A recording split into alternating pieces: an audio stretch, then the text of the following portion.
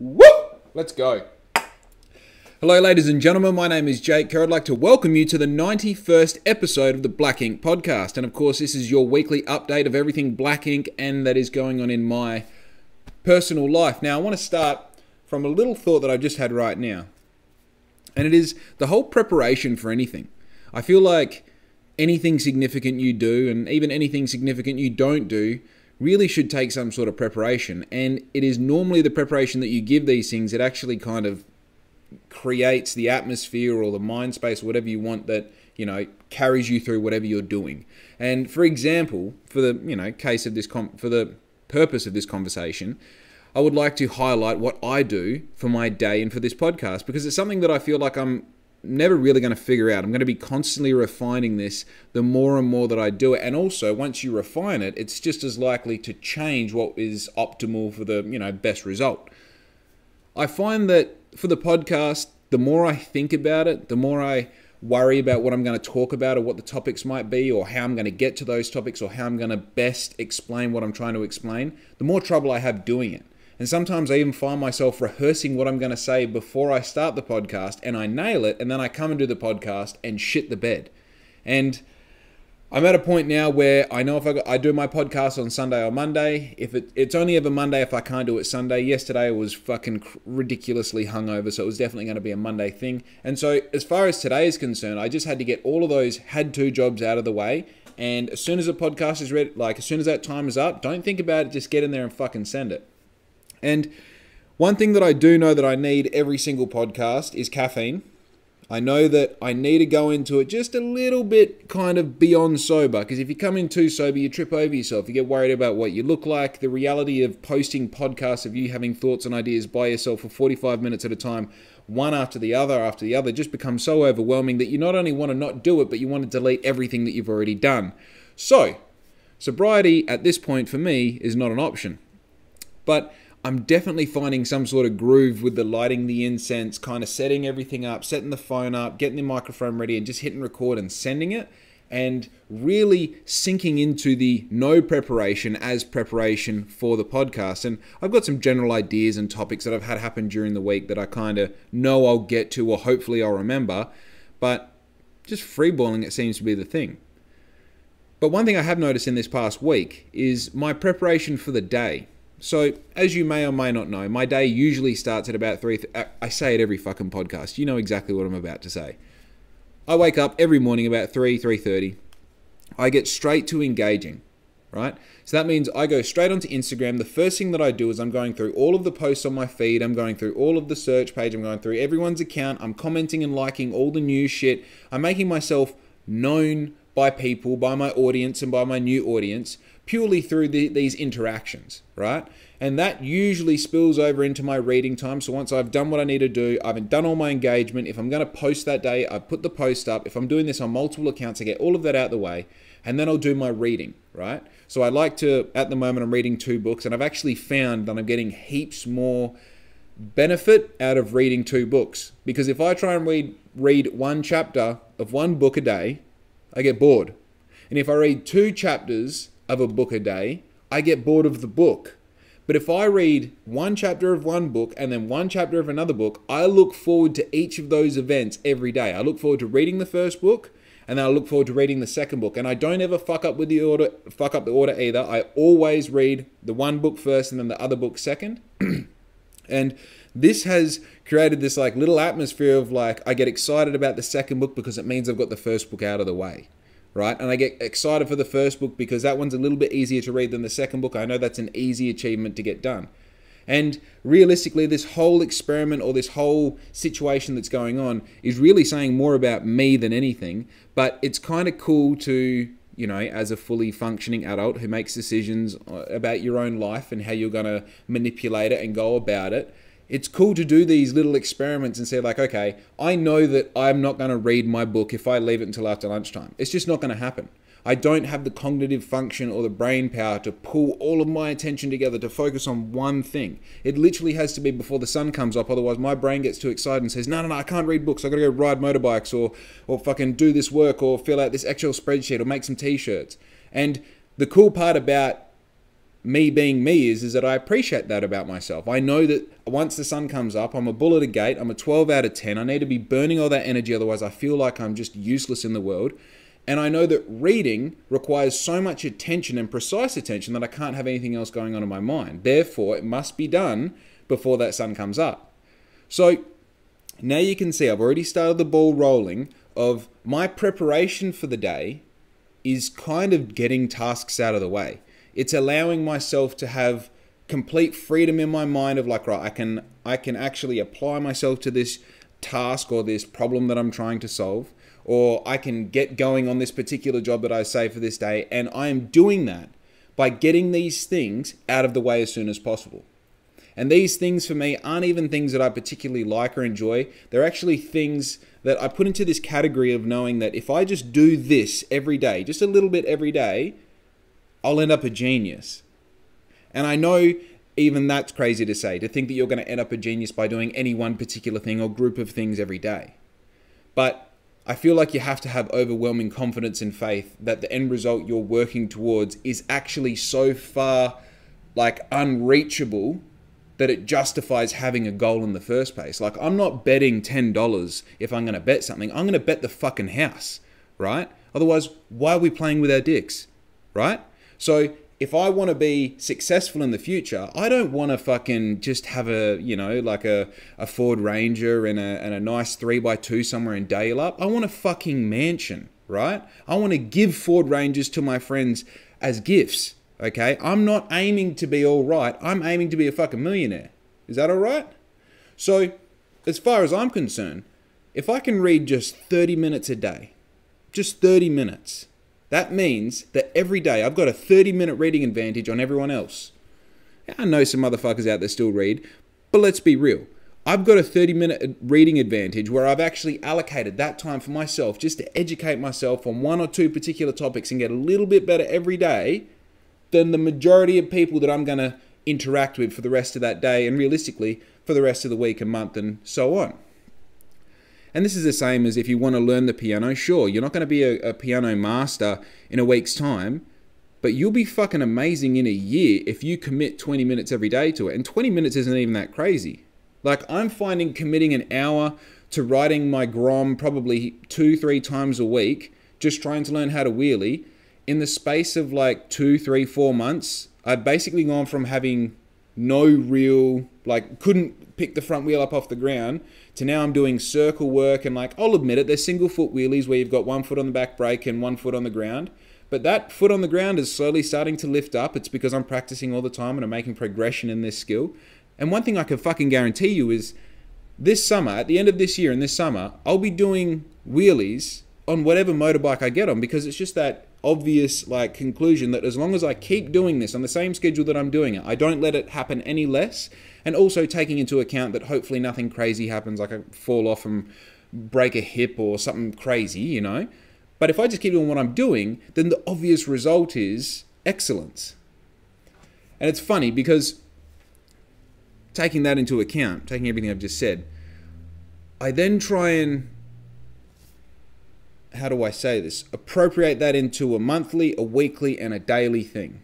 Because I've come to this realization lately, and it's funny how I came to it, because it's actually an accumulation of listening to a new album that was released by The Weeknd, which you all know I kind of went off on a bit of a tangent on about half a dozen episodes ago. And also just having conversations with people about, I'm going to say, if the two topics were to be generalized, it's basically lifestyle and religion. And the thing that I've come to a bit of a understanding of, I don't want to say an agreement or like a fully formed belief, but something that I'm starting to really like comprehend and understand, is that the concept of what heaven is something to do with things that we experience in the day-to-day, okay? So obviously, as soon as you say heaven, it relates to the topic of heaven and hell, which is obviously the conversation of what happens after this ends, when we die. And the idea is that if you do things well, and if you don't sin, and if you follow the rules, basically, you'll end up in heaven, and if you don't do that, you'll end up in hell. And the idea is that heaven is this beautiful place where you get everything you want, and hell is this place where you're going to be eternally suffering and having to dance with the devil, okay? Going beyond that, though, because I feel that's a very maybe metaphorical way to look at things. And hey, it may have some validity. And to be very honest with you, I haven't really thought about it. I don't really have any, I don't have any dogs in the race. I've never really had to deal with loss in my life so far. I've been extremely lucky to hit 29 years old and not have any major deaths, in my immediate family. So, thank God. But what I do know is that there are certain experiences in this human life that actually happen fairly consistently that outweigh the rest of them. And for me, it's excitement. When I'm excited, nothing else matters. Like, I get it. There's other things in life where you go, nothing else matters. Like when you have when you have an orgasm, or sometimes when you have the right temperatured shower, sometimes when you're taking a shit, nothing else matters. But I'm talking about like real nothing else matters. That shit is when you're excited. Like for me, god damn, the neighbor in his Lancer just took off in a hurry, huh? I hope he knows that thing has second gear. Anyway, for me, like when I land these jobs with new clients, and it means that I'm going like, the invoice that I sent out for that particular client to land them was like maybe 25% more than any invoice that I've ever sent out. When that person messages me and says like, hey, we're going ahead, transferring the money now, or like, yep, let's go ahead on this, what's the next move? Like the excitement that I get from that, because it's not just that I'm making money and it's not just that I got that client, but it's part of a bigger fucking picture. It's I made a decision so long ago to try and build something. And so many people have agreed in that idea of what I'm building so far. And now I'm at a point where a new person with more money to spend on a bigger job, maybe in a field that I don't even fully understand yet, has said, fuck yeah, dude, I'm on board as well. And the excitement I get from that is fucking crazy. It's like when I come home and I haven't been home all day, maybe 6 hours. And Louie does this little thing at the door where she taps her feet like this. It's like she's at tap dancing with just her front feet, and she bobs up and down, getting ready to say hello. And then I come in and then we have a big fucking cuddle session on the bed, and it's just like this moment of like a minute where her and I are just so excited to see each other, and we can like physically express that, give her scratches, and she's giving me kisses all over the face, and then she always goes and finds her toy straight away, and then she like will come up to me with the toy as if to say like, take the toy, and then I go to do it, and she's like, that was a fucking joke, now you've got to catch me, and she'll run around the house, and we run around the house, we go crazy, you know what I mean? That excitement is heaven. That's it. You got to be heaven to see heaven. It's in that song from the album of The Weekend. I believe it's 2 songs before Is There Someone Else. I know it's weird that I know that and not the name of the song, but that's how it is, you know? There's just been this crazy, overwhelming feeling lately that I feel like, for some reason, our generation, my generation, maybe our generation if we're near the same age, for some reason feels like what we're experiencing isn't valid. Like, life was happening up until we were born, and now we're after the fact. Shit, this might just be a personal thing that I'm feeling. Like, there's a mediation session between me and myself, and you're just experiencing it. But I always kind of felt deep down that the good days were over. That, like, my parents were the last of the real humans that ever lived, and now we're just here kind of fucking everything up. And whether that was something to do with my upbringing, or whether that was something to do with how our generation was raised, or, it's probably got a lot to do with that saying, hard times produce hard men produce good times produce soft men produce soft times, bad times, I think it is. And we're probably somewhere near the, hard men create good times create soft men. Hey, I'm a soft man. That's okay. I'm a fucking social media manager. I make t-shirts, okay? I get blisters when I try and operate a shovel. And while I can operate for 12 to 16 hours at a time, I really don't fucking like it. I like driving through McDonald's, getting my latte made for me. Of course I'm a soft guy. This is how it is. Most people don't want to admit it, and they're saying that wearing Lynx body spray and fucking shaving their pubes. Like, sorry to break it to you, bro. You're a soft guy, right? So, with that in mind, I've kind of not taken my feelings seriously, and I think I've also gone through a process of, like, even when I have feelings, not like appropriating them and saying like, oh, well, that, like, me being sad is different from other people being sad. Like, that's real sadness, or that's real anger, or that's real love. What I'm experiencing is some surface level bullshit that I'll never get. I'll never really fully understand what it means to be angry, or what it means to have loss, or what it means to have these things. And I kind of take the justification away from myself, and in some cases I guess I've filled the gap with going like, well, I guess it is just something that I'm not going to understand, as I said. And I think part of this whole actualizing what heaven might actually mean is part of the process of realizing that everything that I'm feeling is actually a full emotion. And this is one of those things where my bad day might be a whole lot different from someone else's bad day. Like someone might have just had their parents killed in a car crash, and I might have lost one of my customers. And I feel terrible because I take each one of my customers seriously. Whether you buy a t-shirt off me or whether you pay me thousands of dollars a month to do something for you, everyone in between, you're all the same, and you have to be all the same.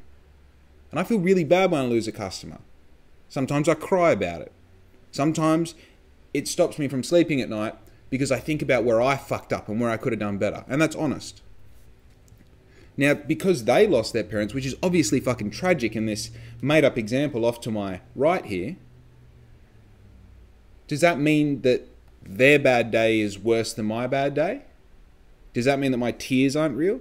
Does that mean that me not losing sleep isn't real? That tomorrow I'm going to wake up, I'm going to be fully refreshed because I slept all night, you know, metaphorically. Physically, I didn't, but that doesn't matter because it's not real compared to these people who lost their parents. Who am I to cry when they're crying over something so much crazier? Well, as it turns out, the thing that I feel in that situation is as real as what they feel in that situation. And I think it's also important to note that if we swap these scenarios around, and I lost my parents today and that person lost a customer or something that was as, you know, important to them in their situation, maybe they lost an hour of work at work and they're going to be paid a little bit less this week, and they go home and they're like, why'd the boss send me home early? I don't know. That is as important to them as what this is to me. Right? That's how it is. So taking that and moving forward, excuse me, I kept on thinking like, well, the easy examples is obviously when you're sad and when you're happy, but excitement never really like became apparent to me. Not until like I realized that when I'm excited, like literally my worst enemy could walk through the door and I would hug them and be excited to tell them about what I'm excited about. That's heaven, right? Like I know in heaven you like to imagine like there's going to be all these, you imagine this beautiful place. Maybe you get to rekindle relationships with someone, you know, that you lost to cancer earlier in your life. Or maybe you get to speak to great grandparents and find out more about your history or whatever it might be. Or maybe you get to meet the dog that you had to put down when you were 6 years old that you're still heartbroken over, you know. But even then, like these magical, beautiful, like situation, I guess you can call heaven, still is not comparable to a moment of excitement when nothing else matters, where you can't help but dance and jump up in the air and be fucking silly because it's all good. Excitement is heaven. It's interesting. It's interesting. And look, as I said, it's not even a fully formed idea, it's just an idea. And it's something that, like, I feel like any good long form idea, it will take years to dissect and digest and understand exactly what that idea means to me and whether or not it's true or not. And sometimes you get years down thinking of a particular idea and realize that the whole thing was built on fucking sand and it doesn't really matter anyway, and you have to flip it and start thinking about some other idea that makes up for it. I know that sounds a bit la-di-da, but I guess I'm admitting that's kind of how I process big ideas. Anyway, I do want to mention my Easter Sunday Sesh, which is, of course, on April the 17th, held at Lost Bills on Victoria Street. Starting at 5 p.m, we're going to have a hell of a time down there. It's 100% booked in. We've got posters up around town. We've got posters all through Lost Bills, all the information. Obviously, you can go to both of our Instagram pages and Facebook pages and find the original post, which has all the information on it. Now, I'm happy to confirm I have at least 4 local artists who are commissioned to be doing black ink themed pieces, which are going to be for sale at Lost Bills on the night. Now, these pieces are going to be priced between $100 and $250, which makes them reasonably affordable. Now, when I say commission art pieces, I'm talking about reasonably like small to medium size physical art pieces, so paint on canvas, spray paint on paper. I believe one guy's doing a mural on a mirror. Another guy's doing a digital graffiti piece over a photo of myself. So there's super interesting and unique takes on the whole black ink kind of concept being translated into physical art, which is exactly the point. I kind of wanted to get this idea of what black ink was displayed through different perceptions. And the cool thing about artists is the more you get out of their way and let them do their own thing, just kind of give them the idea and the what do you call it, kind of the theme and what it's meant to be about, and just say, right, it's on you now. The cool thing is you get something that is unadulterated. You get something that is purely them. So I'm just excited. I don't want to say it, but I may end up buying a couple myself just because I'm probably the fucking biggest Black Ink fan. Well, besides my mum, you know, who's already said that she's going to buy one of these pieces. So that leads me to my next point. I will be going live the morning of the Easter Sunday Sesh, which again is April the 17th. I'll be going live in the morning to show all of these art pieces off, to talk a little bit about what's going to be going on that night, to showcase a few of the shirts that I'm going to be having on display, and also to let you know that we are going on a ride on Easter Sunday in the afternoon, which you'll be able to come and have a bit of a ride with us if you want. We're getting some food, we're getting some drinks, it's going to be fun. I'm going to then be live again at night. It's probably going to be about 5:30 WA time, which is obviously just after the doors open. I'm going to be doing a bit of a walk around, having a talk with some of the people there, obviously some of the names that everyone knows from Black Ink, and then also, again, displaying all of those artworks. Now, if you want to purchase one of these artworks, you won't be able to do it in the morning on the live feed. You'll be able to do it in the PM night feed. So, again, if you want to tune in and grab one of those pieces of art, or at least see them, tune in at 5:30 WA time on April the 17th, where I'll be doing a live feed walking around Lost Bills, showcasing that beautiful little bar, and also giving you your chance to purchase. Now, I'm also going to have some one-off tees for the night. A few of them, I'm probably going to print like 2 or 3, 4, 5, 6 of them, I don't know. I'm going to have some classics for sale. I'm also going to have some brand new products that I'm not going to even talk about just yet because I'm having a bit of trouble creating them in time, so hopefully they'll be there in time. But yeah, I'm going to have a little stall right down out the back in the smokers area where you'll be able to purchase physical goods, you know, everything that I've just mentioned. I'm also going to have a bespoke Black Ink cocktail, which of course is an espresso martini with a vodka supplied by a Cuprum here in town. Obviously going with a nice local brand, and obviously the boys down at Cuprum wanted to get on board as soon as they heard about it last year. So having it this year, it was a no-brainer. I went round there, explained the situation, and again, we're getting 4 litres of vodka off them, and that vodka just goes down a bloody treat, and that's coming from a non-drinker, so it must be half all right. And the coffee is being provided by Paper Out Coffee in Halifax, which is not Bunbury's newest cafe. It's probably up there in like the newest 3 cafes, and just an absolute awesome little spot out in the light industrial area. So they'll be providing us with a litre of their fine espresso shots, which is going to make up these espresso martinis. So please, if just for the espresso martinis, come down and have yourself a cocktail. Have a look at the fucking scenery around. There's going to be some beautiful people wearing, I'm guessing, Black Ink, and just having a fat time. And of course, we have Monday as a public holiday the next day, so there's no reason to not absolutely fucking send it. I think also Maddie Blake, who is of course a manager at Lost Bills, is working on a extended hours permit for the night, which will allow us to drink until midnight instead of just 10. So opportunity for the night to really fucking blow out there. Just fingers crossed, we'll see what happens. But save the date, keep it in diary, because I really want to get that max capacity, because that'd just be a cool thing to promote, wouldn't it? Oh shit, I got it at max capacity by 7 o'clock. Oh, whoops, you know? Anyway, some good news from this past week is, and this is personal good news, this isn't even a success story of Black Ink, it kind of is. I went in and saw my mate Keaton at Fitzroy Cycles, and every time I go in there, I always look at bikes, you know, because I can't help myself. I love anything with 2 wheels. So I always look at the bikes, and he had this one in there that was a large, giant Talon in that it's like a burnt orange color. So it's kind of very similar to the Jersey I released, probably a little bit darker than that actually. But beautiful bike. And funny story about all the bikes that I own, none of them are my size. Not one of them. Like my road bike, well, no, my fixie I got for my 19th birthday. I'm 29 now. I've had it for fucking 10 years. All right? The person who bought it for me just bought it. They didn't know anything about bikes. They're like, oh, it's a fixie. He'll like that. Cool. So,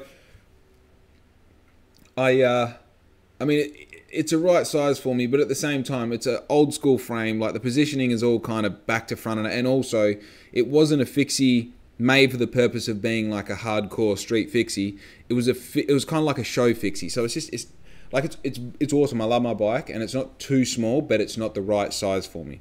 The bike that I found on the side of the road, the Kuwahara, that I actually learned to do wheelies on a push bike, which I still can't do wheelies on, is maybe 3 sizes too small. It weighs about as much as I do, and I don't want to say it's a piece of shit because it's served its purpose so well considering I found it on the side of the road. All I did was put a tyres, a set of brakes and shit on, a bit of a service, and I've ridden the fuck out of it ever since. But with that said, it's just too small. You know what I mean? As much as I love it, it's just not the best piece of equipment that I could use. But when you make a decision to live in a caravan and put all your money towards one thing, and then that ends up eventually turning into an online business, which then ends up turning into a starting or restarting up a brand and making that an online business, my money has been very carefully spent on only things that move the needle. And a push bike has never been something that's going to move the needle. Even if you had a really awesome bike and it was going to be, a tenth of what it's meant to be, if you're going to sell it for a tenth of its value, even then I wouldn't purchase it because I shouldn't even be spending a tenth of its value. So a new push bike has kind of been off the cards for me. And admittedly, I've put everything off the cards. I don't have new socks and jocks. I get things only when I absolutely need to. And just recently, even though I've had some, let's just say rocky times with some of my B2B transactions, I have got myself in a position where I've justified putting a deposit down on a new push bike. So I actually, when I saw that bike for the first time, I said, I'll take it for a ride. He goes, the young blokes put it together. I wouldn't, not that there's anything wrong with his ability, but I don't vouch for it being 100% together. I said, oh no, I won't ride it. You do your final check and chuck it on the floor sort of thing. So I went home and I said to Riz, I'm like, I saw this bike today. It's fucking beautiful, And that's a standard conversation that I'll have most of the time because I love bikes. And, I just joked, I'm going to put a deposit down and get one, I reckon.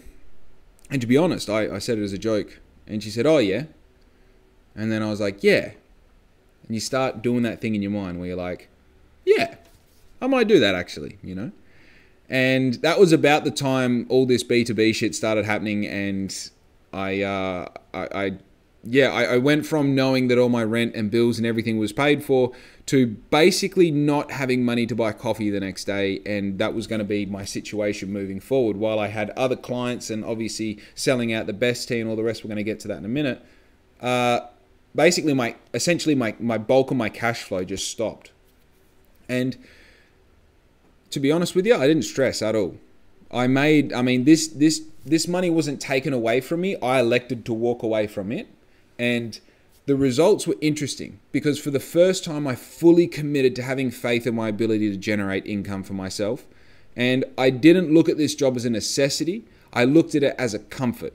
I looked at it as a privilege, This allowed me to make an emotional decision backed by faith, which is a new thing for me, for sure. I like to make logical decisions backed by information.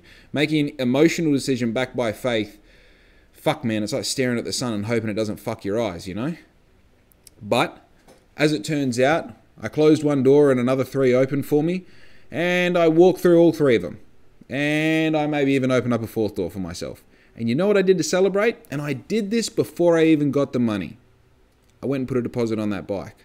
I had a chat with Keaton. I said, look, I'm going to be a piece of shit. I'm going to pay this thing off $100 a week for the next 8 weeks or 9 weeks, whatever it is, because it's a fucking $700, $800 bike. Okay? It's not even that expensive. It's a hardtail. It's only got, front suspension. Is it an awesome bike? No. Is it an awesome bike in my eyes? Yes. Okay? So I said, Keaton, let me pay this thing off at $100 a week. He goes, I don't have one coming in your size for another, 5 or 6 weeks anyway. So I was like, you fucking beauty. But once I saw these other doors opening, I was like, you know what? Just do it. Just bet the house. Because what's the worst thing that's going to happen? You're going to pay half of this thing off and then maybe you can't pay the rest of it off. I'm sure Keaton's not going to go and sell it. I'm sure Keaton's not going to think you're a cunt. Right? Just go do it and figure it out. Because you spend the money, you got to figure out how to get the money. Right? So I did that. You know what happened? Those doors stayed open. And the people who opened them shook my hand and invited me in. And there's nothing to worry about.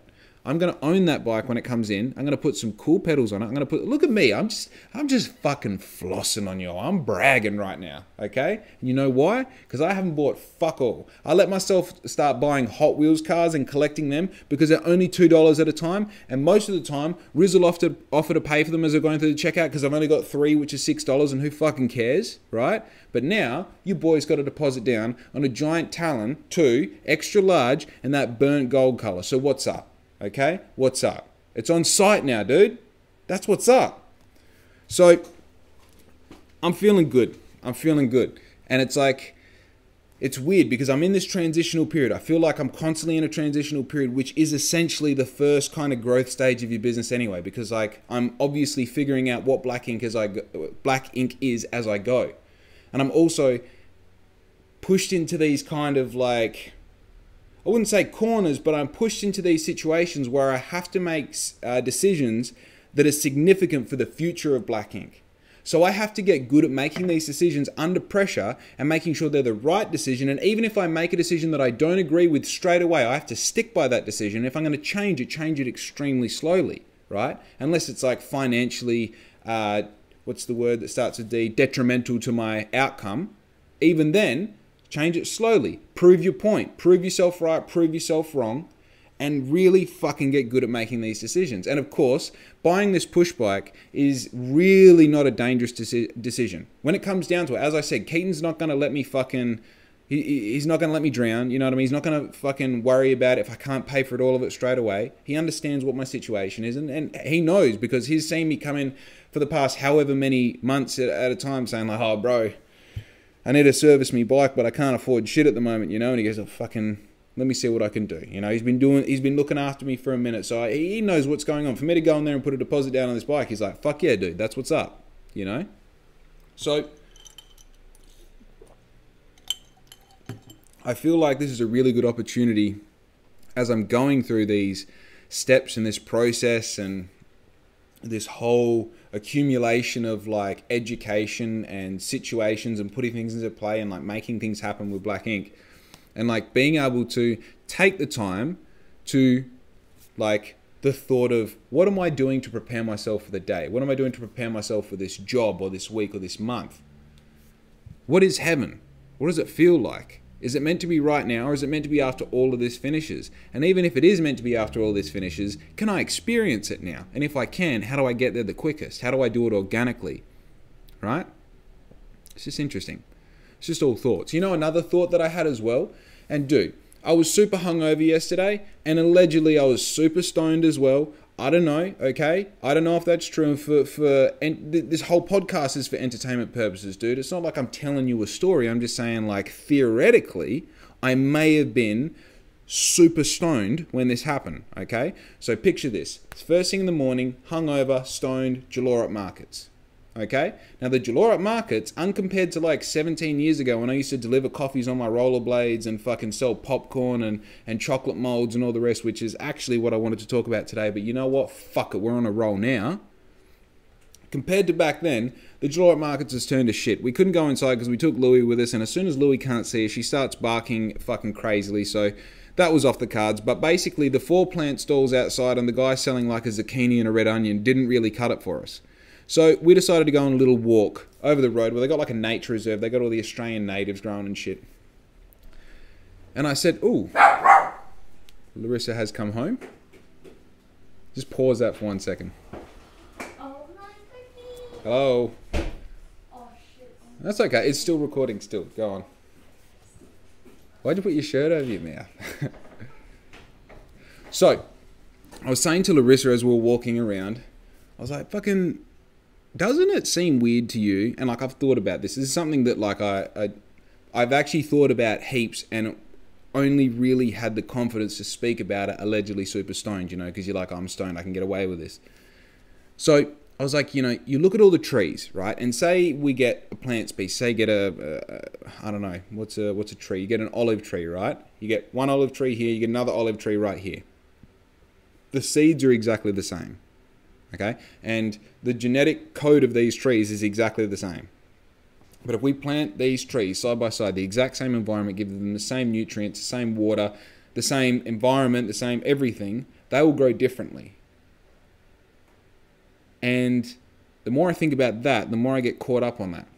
Because the thing that separates these trees is the characteristics, right? Which is similar to if you get 2 twins, right, who have the same genetic code, born at the same time, blah, blah, blah, they're going to be different. No matter how similar they are, they're always going to have something different about them. And in reality, they're going to have a lot of things different about them. These characteristics that separate them are what I'm talking about.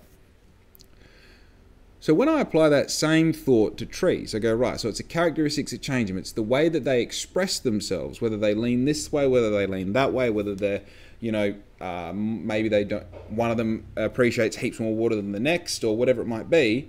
These characteristics are what separates them, makes them unique, makes them individual. And then giving that a little bit more, freedom to keep that thought going, then how different are trees from other things that have characteristics like humans and animals? How different are they?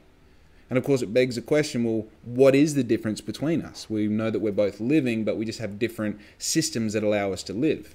Their system doesn't allow them to communicate, but even now with like modern research, we know that plants communicate with each other. We know that. We know mushrooms communicate, we know trees, shrubs, everything. They communicate with each other, but they communicate in a different language to what we communicate with, which is, not speech, but making sounds and interpreting those sounds. The way animals also communicate as well. A dog will bark and another dog knows what that bark somewhat symbolizes, and that is communication, right? We know that dolphins communicate with sonar. We know that, particular birds communicate with the way they act and move and sometimes dance. So because plants are on this kind of spectrum of their own, it's such an interesting concept to go, okay, well, what does that mean? And also, like, for the sake of this crazy thought, when I observe a tree, is it observing me? And when it dances in the wind, sure, I know that it is a physical thing, and it is obviously going to move when it's interacted with by something that, causes the pressures of wind, something moving. Those gas particles moving through leaves and branches, it's going to make them move. But does the tree have any idea of the decision of that movement? You know what I mean? I mean, if the wind is going to always be going this way, does that mean that like the leaves are always going to flow the way that they're going in that particular moment? Does that make sense? Like if we replicated that same situation in two parallel universes, the exact same tree and the exact same wind, would it move the exact same way? Or would the tree, through those same characteristics that I was explaining before that make them look different physically, does it have characteristics that manipulate the way it moves? Does that mean that perhaps a tree is communicating with me somehow if it has any sort of movement or, whatever you want? When I'm passing it, it's kind of like... And also, if I look at that tree, if I observe that tree, right? Is it... It sounds crazy when I say it out loud, but it's like, am I experiencing the tree, And all of this is just, la-di-da-di, up in the air, fucking, okay, I get it, dude. You're a tree hugger and you're a stoner and you're super high at the moment. And then I follow that up with, well, what if it does take being stoned to talk to the tree? And if every time I get stoned, I have the same thoughts and the same feelings and I go outside and I interact with my plants in my mind, like spiritually, I'm putting faith and belief into the fact that when I talk, whether it's in my head or through my mouth to these plants, that they are listening to me and that they are responding in their own way, whether that be how they grow or how they move in the wind or how they accept the nutrients in the water that I'm giving them or whatever it might be. Maybe it's even a smell that they give me. I smell my mint leaves every day. I love it. I love it. That's communicating with me, right? And what if it is smoking weed that takes me there and lets me have that experience over and over and over? And I get it. From the outside point of view, it's like, oh, I think you're smoking too much weed. Well, from my point of view, you're not smoking enough. Dude, you're not communicating with plants? What the fuck are you doing? Right?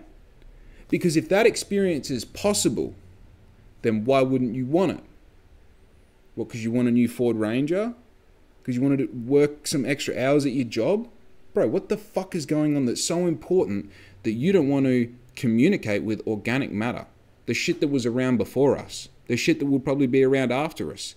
In some way, is a more superior being than what we will ever be. Yet, we put it so far on the scale of things that we need to worry about because we can't communicate with it, or we can't, like, literally, we can't even watch it growing. It happens so slow. We can't even enjoy what's going on unless you make time for it to rock up every day, to water it, to feed it, to do that, and to actually pay attention to it doing better and growing. Unless you're going to do all that, well, trees aren't important. Plants aren't important. Just makes me think that sometimes being alive is being high. It's like, I know for me, allegedly, if I were to smoke weed, if that were the case, that in that theoretical situation, I seem to somehow unlock excellence when I'm stoned. And yeah, I mean, let's put it on a scale. There's being high and there's being stoned. Being stoned is enjoying KFC and fucking laying on the bed and passing out with a Pepsi bottle still open under your arm. Being high, though, well, that's interesting. Being high allows me to just worry about one thing at once. Not the 20 jobs that I've got to do today, just the one thing. And do it really well. And almost get obsessive over it. And make sure that when it's done, you check that it's done. And that you don't get caught up on like, yeah, okay, it's cool, on to the next thing. No, dude, fuck everything. Just make sure this is good, okay? And then when you know it's good, you can move on. And this is everything. You lock the door, you go to the car, you come back, you're like, fuck, did I lock the door? I'm not 100% sure. Let me go back and check. And you come back and you lock the door. Or maybe it's spending 2 hours writing up a quote for a complete new job that you've never taken on. You don't know how to price it. You don't know how to put together, but you do. And then you put it together, and instead of just sending it, you start from the start and you do the whole thing again. And then when you've done that, if you get the same answer twice, you then take that answer and reverse engineer it to make sure that every step you did was correct. Right? Allegedly, that's what being high allows me to do. And on a more spiritual sense, being high allows me to, in my mind, communicate with plants. I'm not saying it's for everyone, but I do know some people that get scared because they start thinking like that when they're high and they think that's unnatural. Do you want to know what's more unnatural? Reality TV. Do you want to know what's more unnatural? Processed foods. I can tell you a million things that's more unnatural than communicating with plants when you're high. It's like some people get scared of how anxious they get and how paranoid they get when they're high. Hey, maybe that's being a human. Maybe that's dialing into what the fuck is going on around you and appropriating the real danger you might be in that you've butted up with creature comforts in your life that allow you to go day to day not fucking worrying. I mean, yeah, you might spend years being paranoid and anxious about shit when you smoke weed, but you get to a point of acceptance where you're like, okay, I now understand the options. I understand the things that could happen. And also I understand that I get paranoid when I smoke. And you know what I do? I smoke anyway. I enjoy that fake heart attack you get sometimes where you're like, oh my God, this is it. I think I'm going to die. And you just fucking hold on. You're like, oh, I wonder if I will. Will I go to heaven? Dude, that's what the fuck this is about. I'm living more smoking weed than you guys are drinking piss every weekend. And that's not you guys. I know you guys who listen to this, you're real motherfuckers. And you know that alcohol is poison, right? Silly, man. I've had this fucking eye twitch ever since I had this run-in with this bloke, and it kind of upset me, and now I don't know if it's drinking too much caffeine or if I'm just stressed and it's my body telling me to fucking stress less if I possibly can, but who knows? I guess I'll find out in the long run. In a year's time, I'll be able to tell you if I still have the eye twitch, he got me, and if I don't have it, I will have forgotten about it, and I'll still be talking to trees, so don't worry. Anyway, what have we... Oh, dude, so much stuff I wanted to touch on today, and I spent it all talking about getting stoned and preparing and weather heaven and talking to trees, you know? But I tell you what, those best teas, so today is the 4th of April, 2022. Now, the best tea, spelt B-E-S-T, is released today. It was actually released today. Now, if you're watching my post, today is the reel of me jumping out of my car with my skates on, with it, you know, driving along in first gear, and I do some cool tricks, and then Louis jumps on my seat, and then I skate back over to the car and jump back in. So I didn't even advertise the fact that this tea was released today. It's because it sold out in pre-sale. Now, I'm going to be jumping on my stories in just a minute after this and be explaining just that, but what a result. So those teas are not only pre-sold, they're all already made. They are going in the post tomorrow morning, which means that if you pre-ordered one of those a couple of weeks ago, whenever the pre-sale started, you basically get the teas as they're released. So this is definitely a model that I'm looking to replicate in the future, and like as I've mentioned in previous episodes, I'm really refining this process of these 20 teas that I'm releasing every 2 or 3 weeks and making sure that the pre-sale works nicely, the sale works nicely, the production of the teas works well, and obviously that black ink standard of quality is met every single fucking time, you know, and starting from the ground up, making sure the tee's good, the transfer's good, the print's good, whatever it is, the positioning, the sizing, everything is on point. I'm trying to get better and better and better.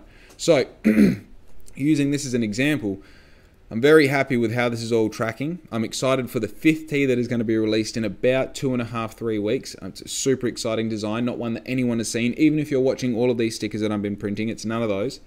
So I'm hoping by tee number 5 or 6, probably 6, it's going to be a seamless bloody production line that now I've kind of tried and tested everything. It still won't be though, that's the thing. I'll still be trying different things. How cool is that? How cool is that? There's no rules. Just fucking make it up as you go, apparently.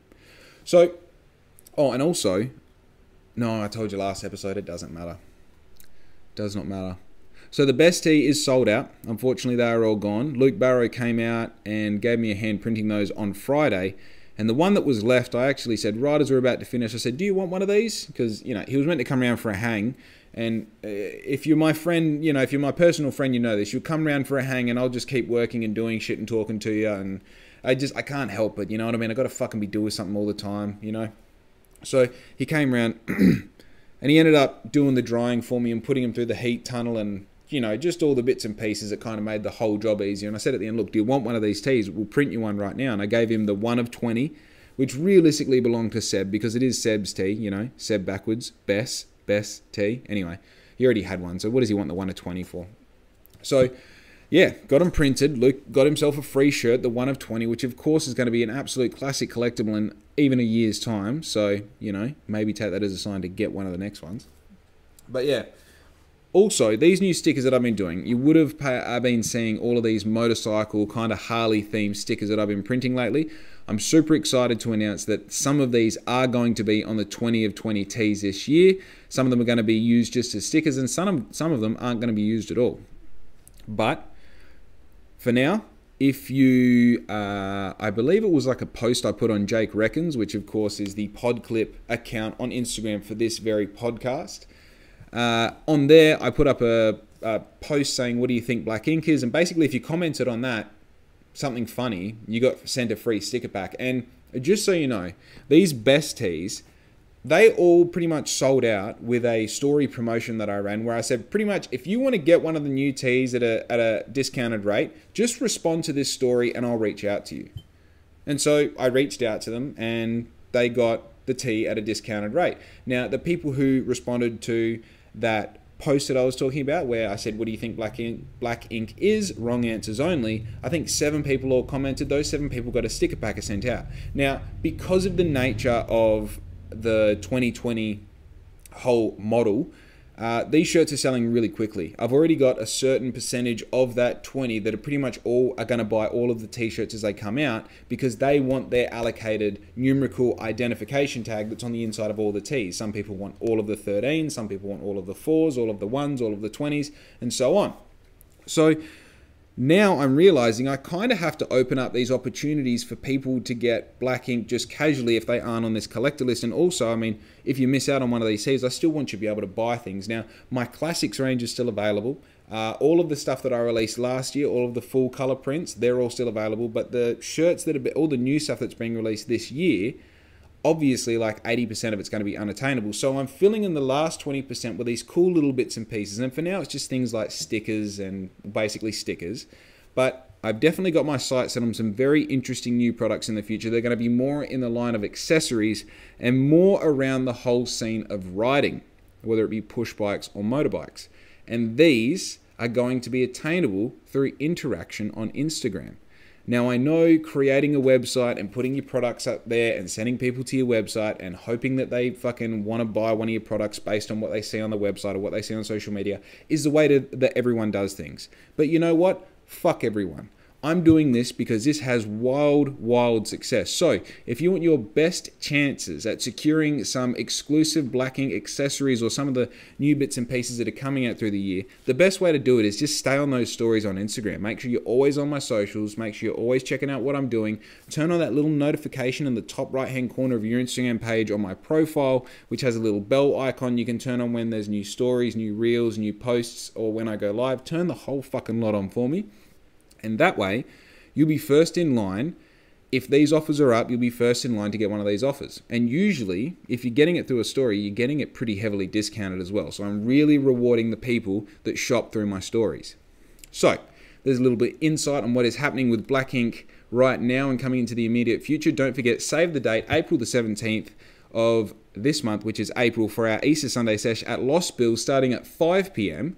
And also, be good to your mum, because I'm fucking out.